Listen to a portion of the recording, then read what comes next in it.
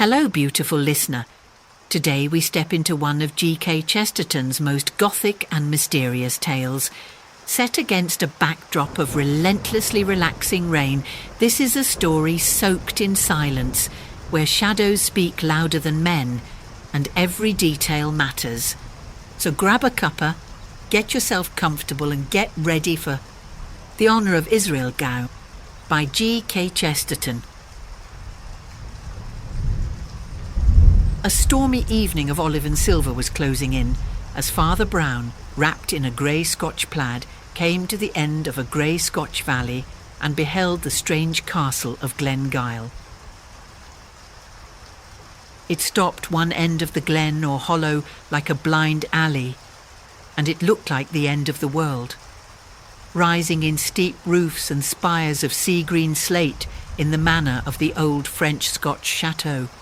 It reminded an Englishman of the sinister steeple hats of witches in fairy tales, and the pine woods that rocked round the green turrets looked by comparison as black as numberless flocks of ravens. This note of a dreamy, almost a sleepy devilry was no mere fancy from the landscape. For there did rest on the place one of those clouds of pride and madness and mysterious sorrow which lie more heavily on the noble houses of Scotland than on any other of the children of men. For Scotland has a double dose of the poison called heredity, the sense of blood in the aristocrat and the sense of doom in the Calvinist. The priest had snatched a day from his business at Glasgow to meet his friend Flambeau, the amateur detective, who was at Glengyle Castle with another more formal officer, investigating the life and death of the late Earl of Glengyle. That mysterious person was the last representative of a race whose valour, insanity and violent cunning had made them terrible even among the sinister nobility of their nation in the 16th century. None were deeper in that labyrinthine ambition, in chamber within chamber of that palace of lies that was built up around Mary Queen of Scots. The rhyme in the countryside attested the motive and the result of their machinations candidly. As green sap to the simmer trees is red gold to the Ogilvies. For many centuries there had never been a decent lord in Glengyle Castle, and with the Victorian era one would have thought that all eccentricities were exhausted. The last Glengyle, however, satisfied his tribal tradition by doing the only thing that was left for him to do. He disappeared. I do not mean that he went abroad. By all accounts he was still in the castle, if he was anywhere. But though his name was in the church register and the big red peerage, nobody ever saw him under the sun. If anyone saw him, it was a solitary manservant, something between a groom and a gardener. He was so deaf that the more businesslike assumed him to be dumb, while the more penetrating declared him to be half-witted. A gaunt, red-haired labourer, with a dogged jaw and chin, but quite blank blue eyes, he went by the name of Israel Gow, and was the one silent servant on that deserted estate. But the energy with which he dug potatoes and the regularity with which he disappeared into the kitchen gave people an impression that he was providing for the meals of a superior and that the strange earl was still concealed in the castle. If society needed any further proof that he was there, the servant persistently asserted that he was not at home. One morning, the provost and the minister, for the Glengyles were Presbyterian, were summoned to the castle. There they found that the gardener, groom and cook had added to his many professions that of an undertaker and had nailed up his noble master in a coffin. With how much or how little further inquiry this odd fact was passed did not as yet very plainly appear, for the thing had never been legally investigated till Flambeau had gone north 2 or 3 days before.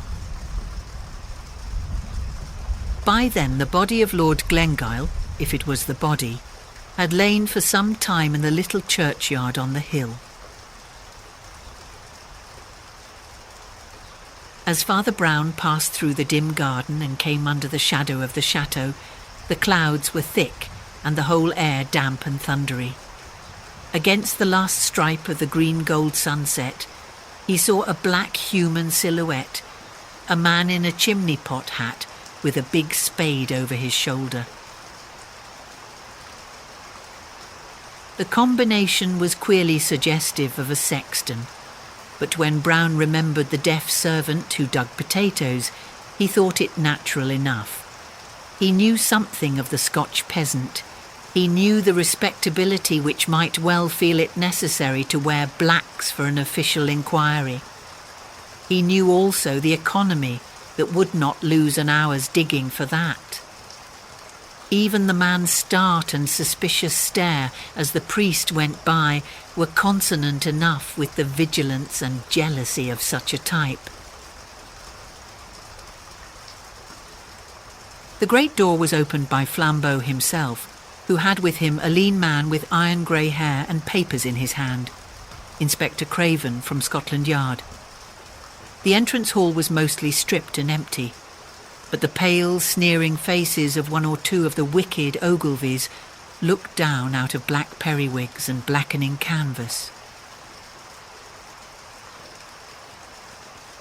Following them into an inner room, Father Brown found that the allies had been seated at a long oak table, of which their end was covered with scribbled papers, flanked with whisky and cigars.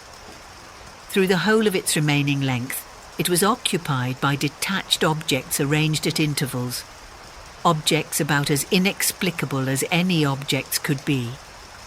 One looked like a small heap of glittering broken glass. Another looked like a high heap of brown dust. A third appeared to be a plain stick of wood. "You seem to have a sort of geological museum here," he said, as he sat down, jerking his head briefly in the direction of the brown dust and the crystalline fragments. "Not a geological museum," replied Flambeau. "Say a psychological museum." "Oh, for the Lord's sake," cried the police detective, laughing. "Don't let's begin with such long words." "Don't you know what psychology means?" asked Flambeau with friendly surprise. "Psychology means being off your chump." "Still, I hardly follow," replied the official.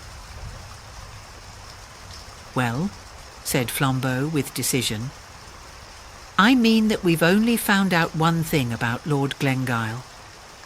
He was a maniac."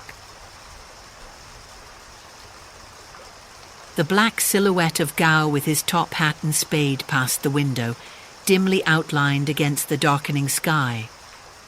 Father Brown stared passively at it and answered, "I can understand there must have been something odd about the man, or he wouldn't have buried himself alive, nor been in such a hurry to bury himself dead. But what makes you think it was lunacy?" "Well," said Flambeau, "you just listen to the list of things Mr. Craven has found in the house." "We must get a candle," said Craven suddenly. "A storm is getting up and it's too dark to read." "Have you found any candles?" asked Brown, smiling, "among your oddities?" Flambeau raised a grave face and fixed his dark eyes on his friend. "That is curious too," he said. 25 candles and not a trace of a candlestick." In the rapidly darkening room and rapidly rising wind, Brown went along the table to where a bundle of wax candles lay among the other scrappy exhibits. As he did so, he bent accidentally over the heap of red-brown dust, and a sharp sneeze cracked the silence. "Hullo," he said, "snuff!" He took one of the candles, lit it carefully, came back and stuck it in the neck of the whisky bottle. The unrestful night air blowing through the crazy window waved the long flame like a banner. And on every side of the castle they could hear the miles and miles of black pine wood seething like a black sea around a rock. "I will read the inventory," began Craven gravely, picking up one of the papers. "The inventory of what we found loose and unexplained in the castle. You are to understand that the place generally was dismantled and neglected, but 1 or 2 rooms had plainly been inhabited in a simple but not squalid style by somebody who was not the servant Gow. The list is as follows. First item, a very considerable hoard of precious stones, nearly all diamonds and all of them loose, without any setting whatever. Of course, it is natural that the Ogilvies should have family jewels, but those are exactly the jewels that are almost always set in particular articles of ornament. The Ogilvies would seem to have kept theirs loose in their pockets, like coppers. Second item, heaps and heaps of loose snuff not kept in a horn or even a pouch, but lying in heaps on the mantelpieces, on the sideboard, on the piano, anywhere. It looks as if the old gentleman would not take the trouble to look in a pocket or lift a lid. Third item, here and there about the house curious little heaps of minute pieces of metal, some like steel springs and some in the form of microscopic wheels, as if they had gutted some mechanical toy. Fourth item, the wax candles, which have to be stuck in bottle necks because there is nothing else to stick them in. Now I wish you to note how very much queerer all this is than anything we anticipated. For the central riddle we are prepared. We have all seen at a glance that there was something wrong about the last Earl. We have come here to find out whether he really lived here, whether he really died here, whether that red-haired scarecrow who did his burying had anything to do with his dying. But suppose the worst in all this, the most lurid or melodramatic solution you like.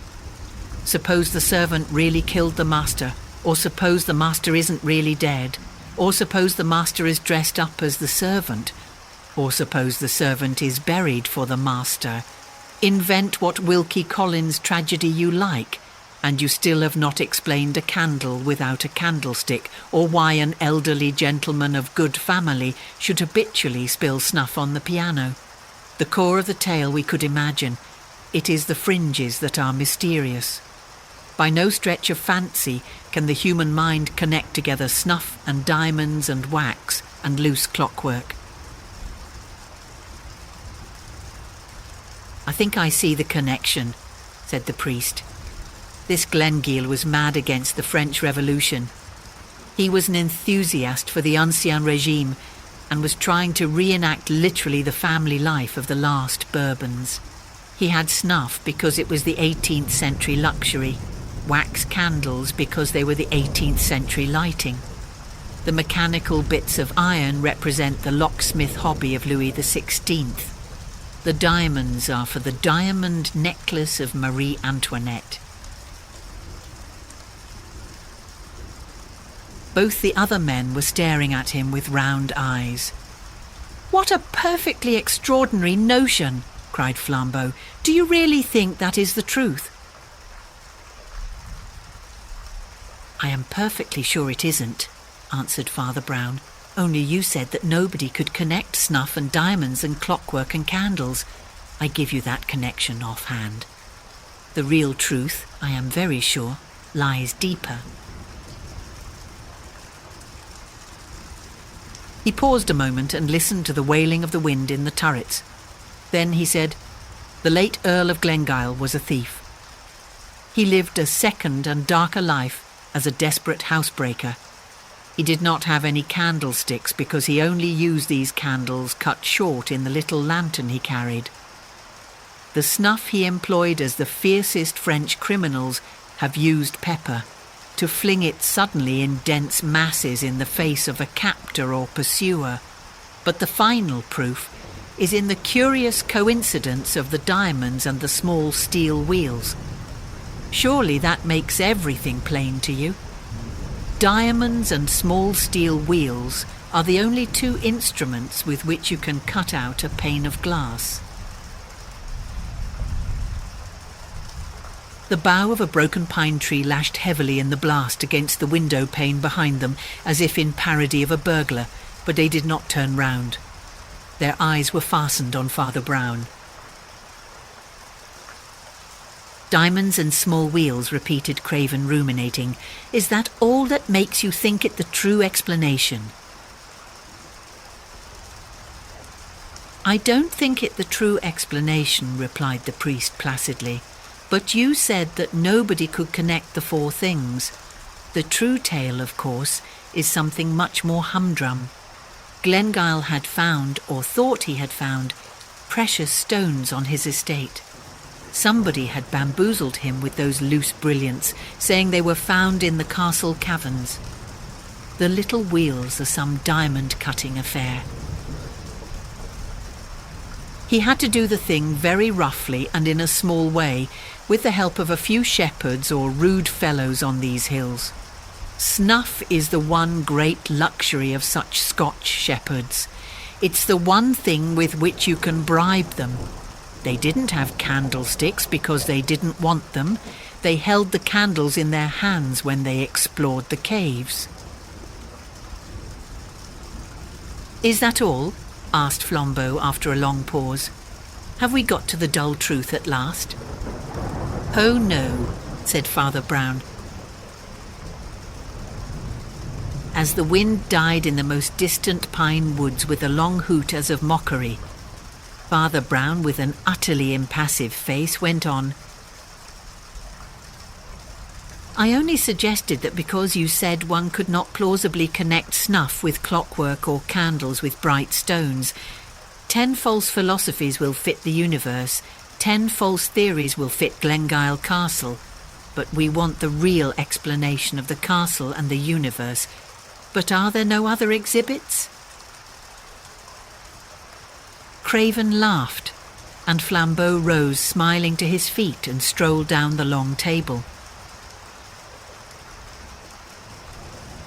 Items 5, 6, 7, etc., he said, and certainly more varied than instructive. A curious collection, not of lead pencils, but of the lead out of lead pencils. A senseless stick of bamboo, with the top rather splintered. It might be the instrument of the crime, only there isn't any crime. The only other things are a few old missals and little Catholic pictures, which the Ogilvies kept, I suppose, from the Middle Ages. Their family pride being stronger than their Puritanism, we only put them in the museum because they seem curiously cut about and defaced. The heady tempest without drove a dreadful rack of clouds across Glengyle and through the long room into darkness as Father Brown picked up the little illuminated pages to examine them. He spoke before the drift of darkness had passed, but it was the voice of an utterly new man. Mr. Craven, said he, talking like a man 10 years younger, you have got a legal warrant, haven't you, to go up and examine that grave? The sooner we do it, the better, and get to the bottom of this horrible affair. If I were you, I should start now. Now? Repeated the astonished detective. And why now? Because this is serious, answered Brown. This is not spilt snuff or loose pebbles. That might be there for 100 reasons. There is only one reason I know of for this being done, and the reason goes down to the roots of the world. These religious pictures are not just dirtied or torn or scrawled over, which might be done in idleness or bigotry by children or by Protestants. These have been treated very carefully and very queerly. In every place where the great ornamented name of God comes in the old illuminations, it has been elaborately taken out.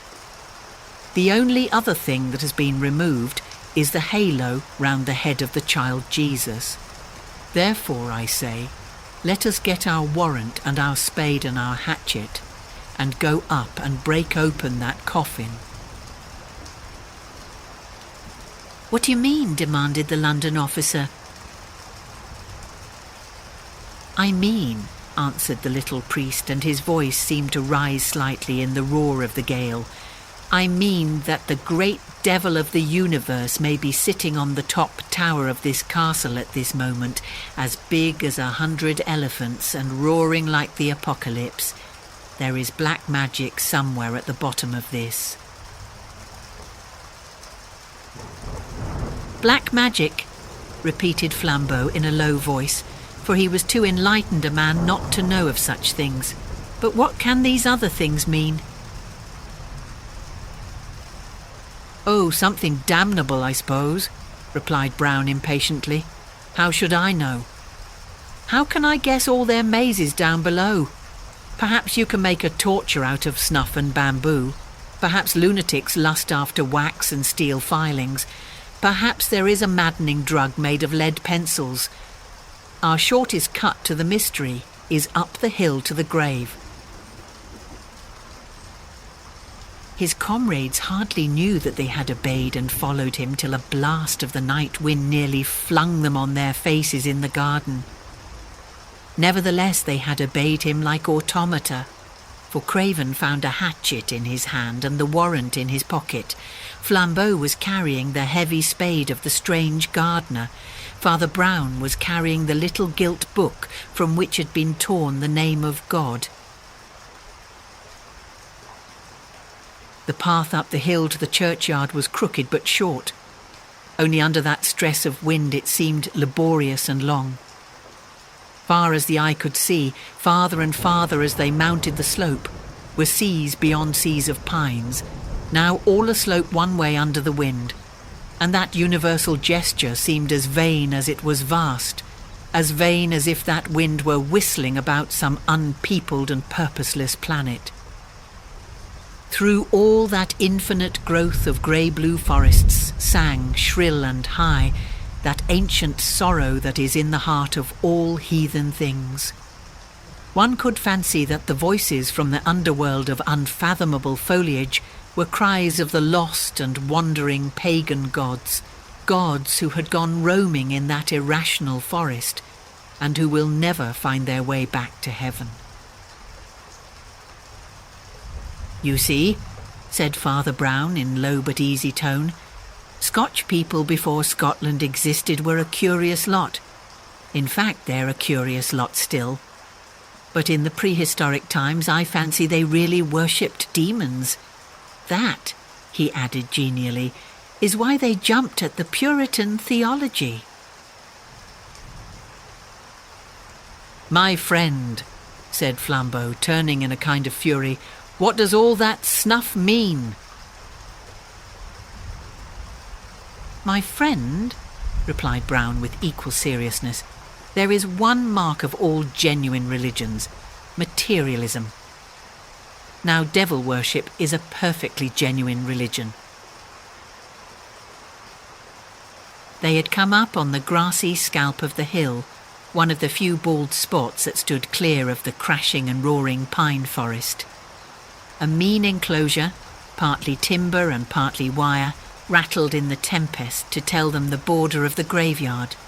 But by the time Inspector Craven had come to the corner of the grave, and Flambeau had planted his spade point downwards and leaned on it, they were both almost as shaken as the shaky wood and wire.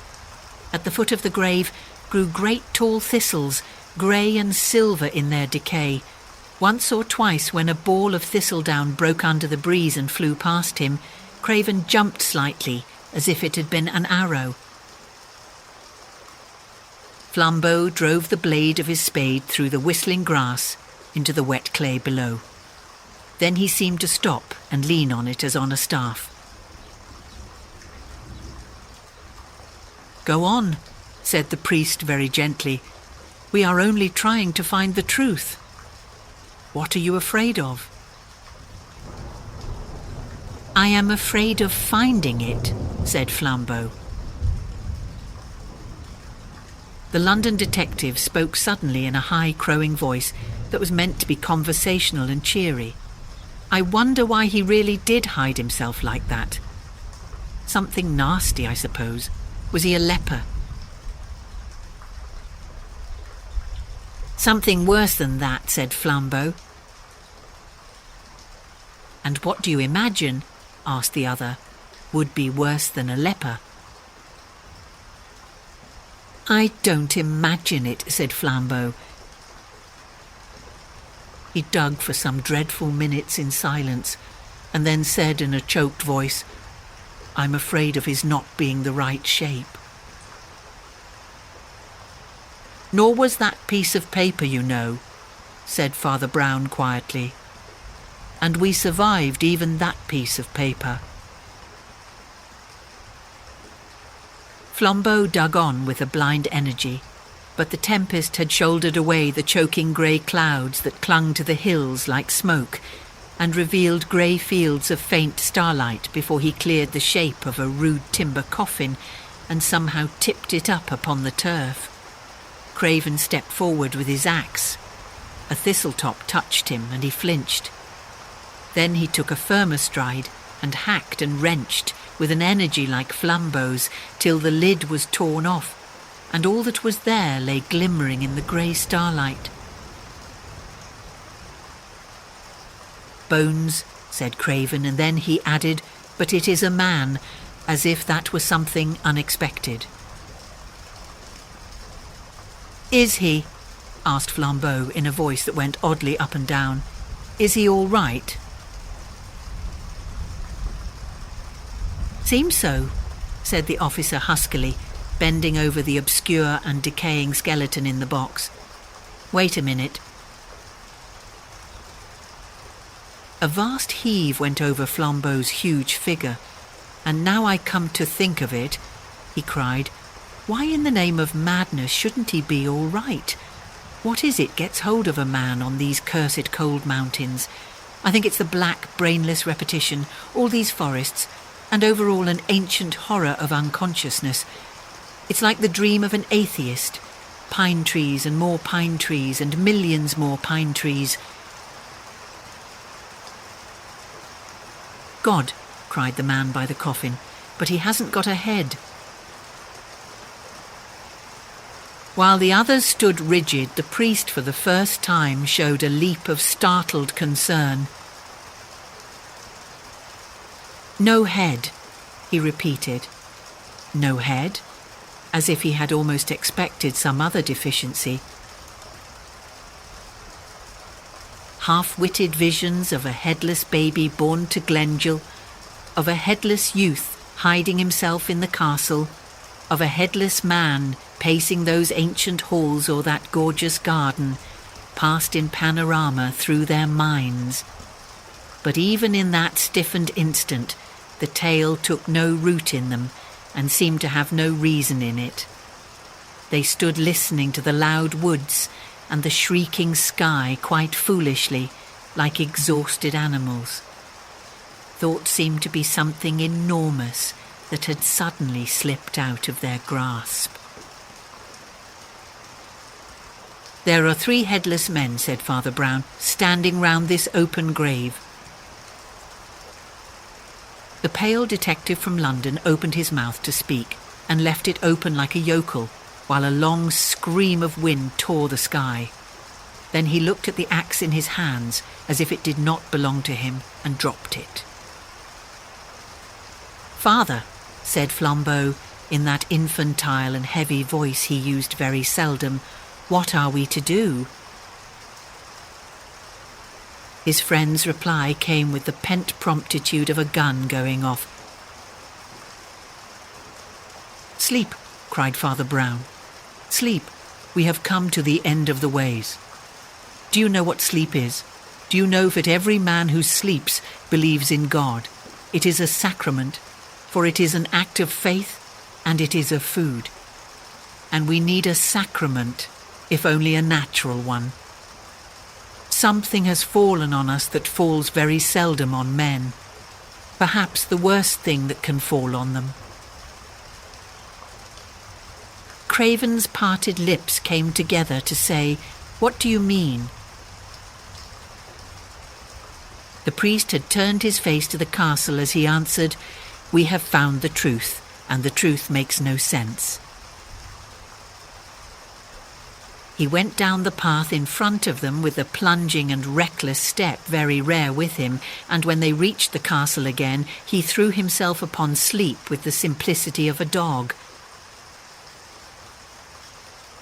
Despite his mystic praise of slumber, Father Brown was up earlier than anyone else except the silent gardener, and was found smoking a big pipe and watching that expert at his speechless labours in the kitchen garden.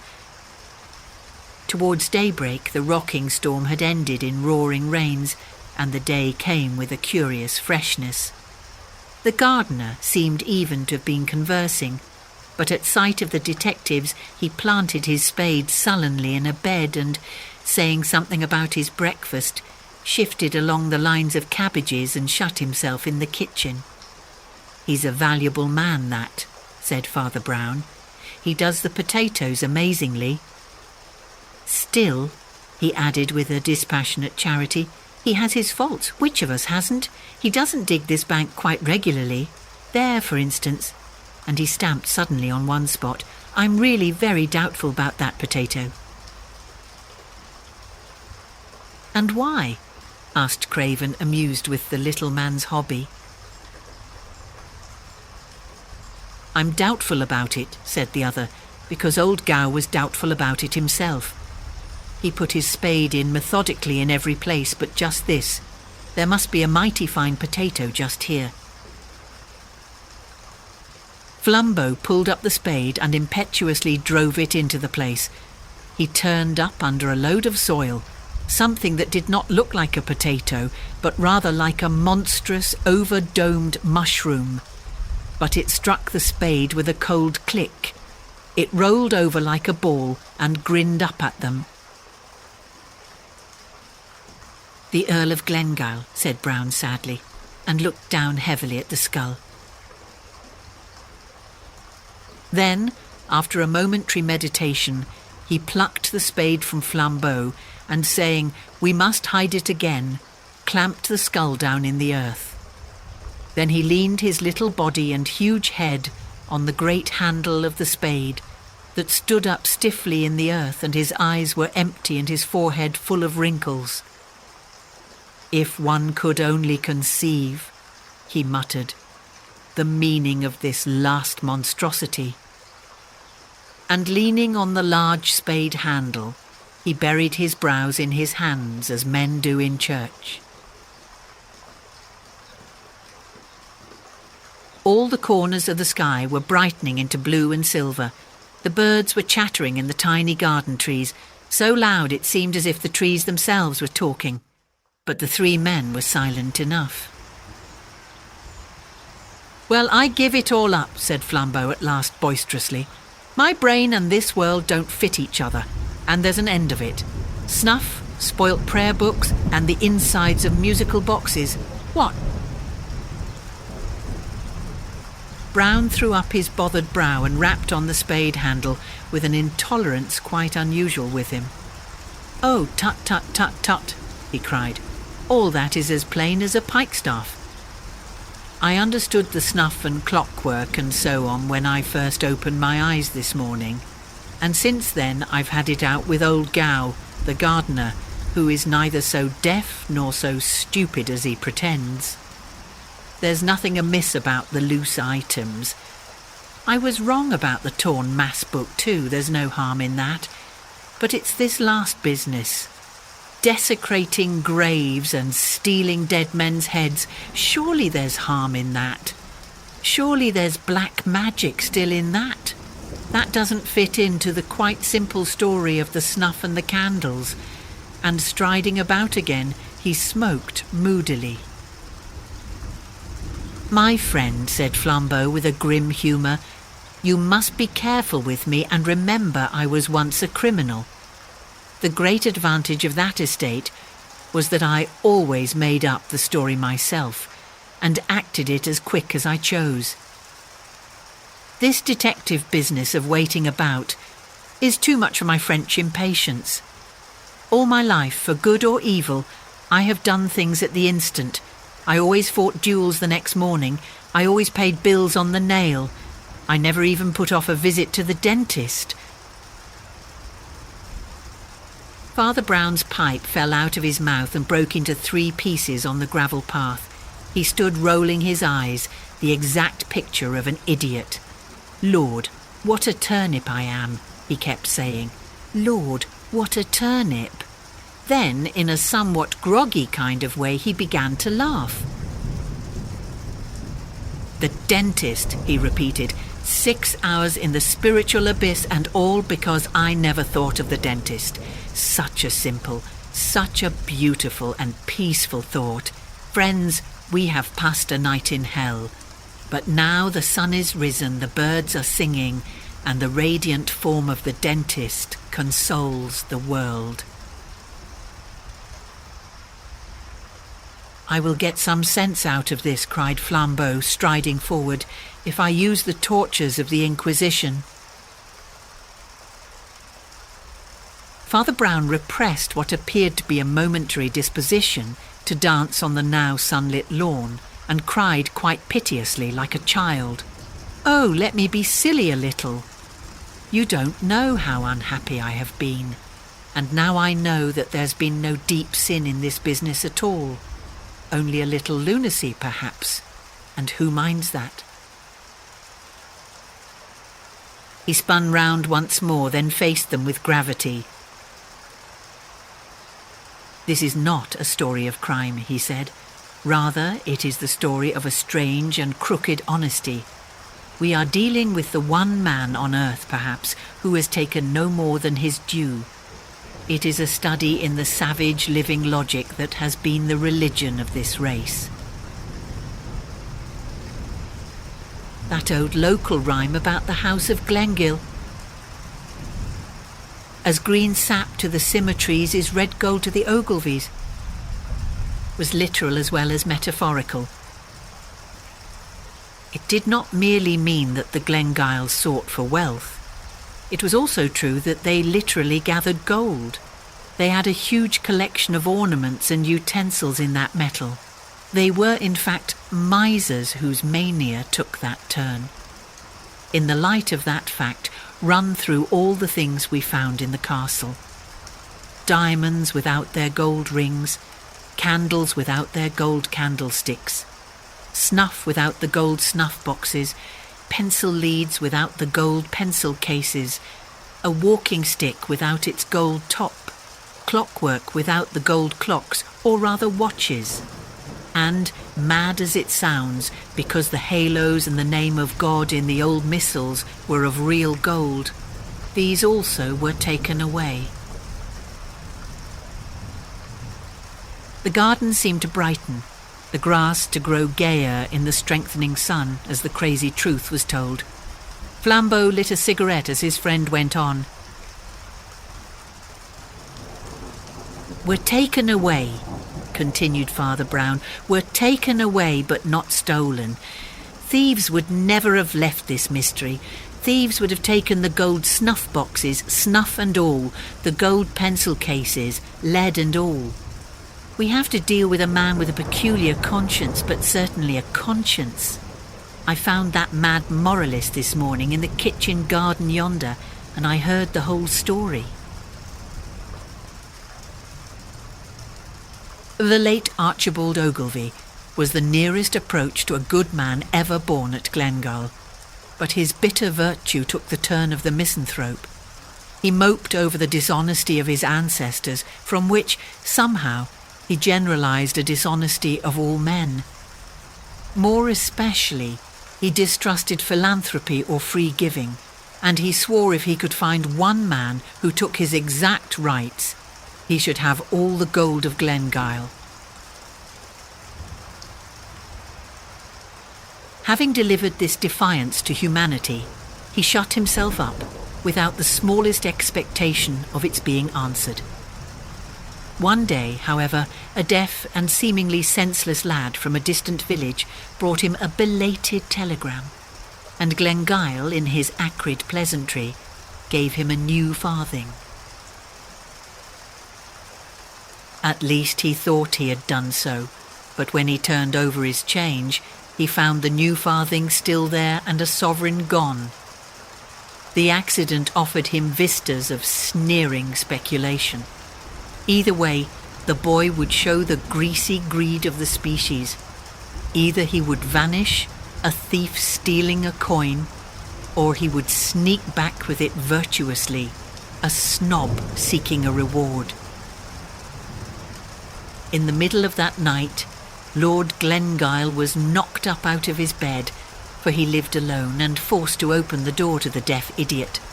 The idiot brought with him not the sovereign, but exactly 19 shillings and 11 pence 3 farthings in change. Then the wild exactitude of this action took hold of the mad lord's brain like fire. He swore he was Diogenes, that had long sought an honest man, and at last had found one. He made a new will, which I have seen. He took the literal youth into his huge neglected house and trained him up as his solitary servant, and after an odd manner, his heir. And whatever that queer creature understands, he understood absolutely his lord's 2 fixed ideas. First, that the letter of right is everything. And second, that he himself was to have the gold of Glengyle. So far that is all, and that is simple. He has stripped the house of gold, and taken not a grain that was not gold, not so much as a grain of snuff.